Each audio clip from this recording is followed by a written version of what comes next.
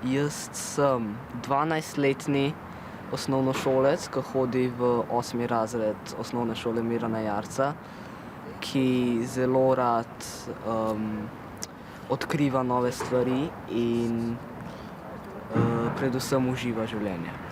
Rad igra igrice, se druži s prijatelji, kuha se, obožuje dobro hrano, včasih pa zelo rad ne počne čisto nič, leži in spi.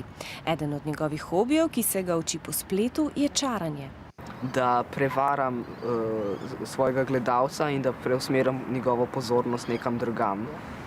In da naredim iluzijo, da misel, da nekaj vidi in da se nekaj dogaja, v bistvu se pa dogaja čisto nekaj drugega, čisto nekje drugje. In to me v bistvu najbolj fascinira pri trikih.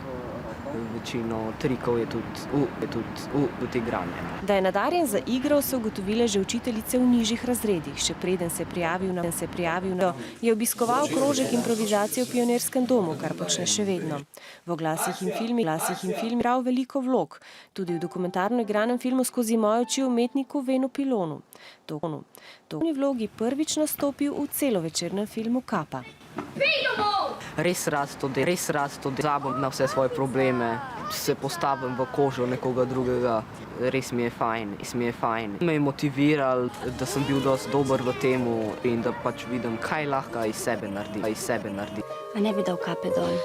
Ne. Kapa je sicer božični film, a to je tudi zgodba o soočanju z resničnim svetom, o odraščanju, ljubezni in prijateljstvu.